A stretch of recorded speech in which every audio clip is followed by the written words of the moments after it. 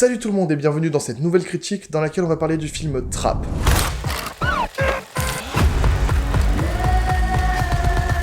Sorti le 7 août 2024, c'est le premier film de M. Night Shyamalan avec Warner Bros.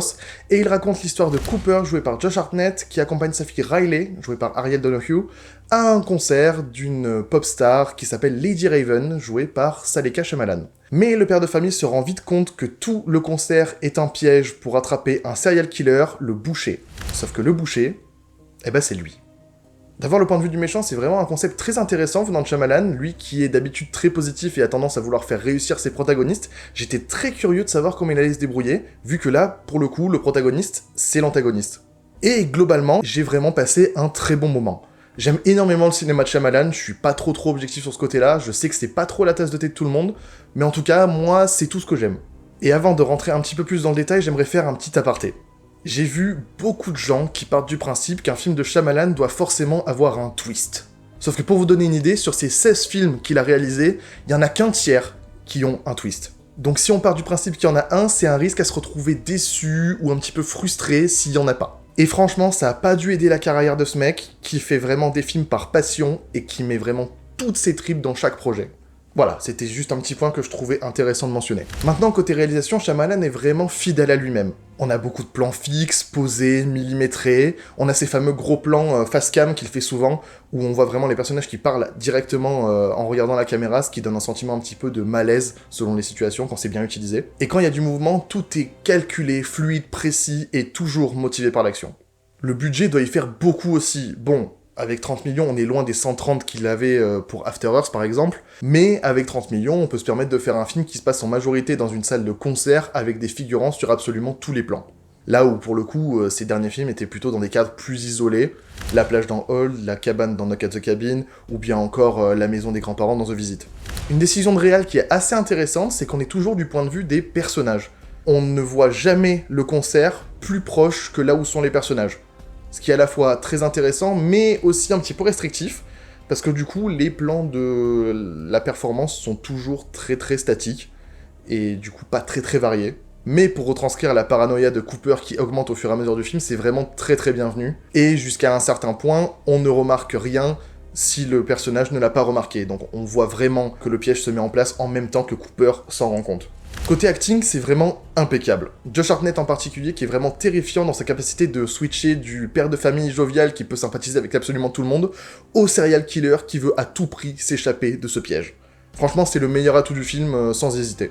Mais le reste du casting n'est pas du tout en reste, l'actrice de Riley est par exemple très naturelle, Alison Peel est vraiment très douée et très crédible, je trouve, et ça doit pas être facile quand t'es filmé tout le temps en gros plan et que du coup la moindre émotion fausse, ça se voit. Et mention spéciale à Saleka Shyamalan qui, en plus d'avoir dû créer un album de 14 titres pour le film, a dû faire tout un concert avec des happenings et des chorégraphies, le tout en ayant aussi des scènes dramatiques à jouer. Donc franchement, chapeau. La musique d'ailleurs est vachement sympa. D'abord l'album de Saleka qui est plutôt sympa, c'est pas trop ce que j'écoute mais ça va. J'aime particulièrement les titres Release et Where Did She Go. Et ensuite la bande originale composée par Herdis Stephansdottir est vraiment très efficace. Elle arrive vraiment à retranscrire le côté dérangeant du personnage de Cooper avec des descentes de violon un peu creepy. Et franchement, le thème il m'est resté dans la tête bien après la séance. J'ai quelques éléments que je peux pas aborder sans faire une partie spoiler, donc je vais terminer avec des détails qui m'ont un petit peu dérangé, entre guillemets. Le premier, qui est pas si grave en soi, mais il faut quand même le noter, c'est que j'ai jamais vu autant de gens dans les couloirs d'une arena pendant que le concert d'une superstar a lieu. Surtout quand la superstar en question ne peut pas se balader dans la rue sans être reconnue. Et du coup, le deuxième souci, c'est que le film est un petit peu un prétexte pour mettre en avant la carrière de Saleka Shyamalan. On passe peut-être un poil trop de temps sur chaque musique à vraiment juste filmer la scène, là où d'autres films s'en seraient plus servis comme une musique de fond, par exemple. Après, est-ce que je peux vraiment en vouloir à Shyamalan ? Je sais pas. Parce que si j'étais à sa place, je pense que j'aurais aussi envie de promouvoir le travail de mes enfants. Voilà, on va passer à la partie spoiler, donc je vous mets le timecode pour sauter cette partie si vous n'avez pas vu le film, et si vous vous en foutez ou que vous avez vu le film, restez ici, vous êtes les bienvenus.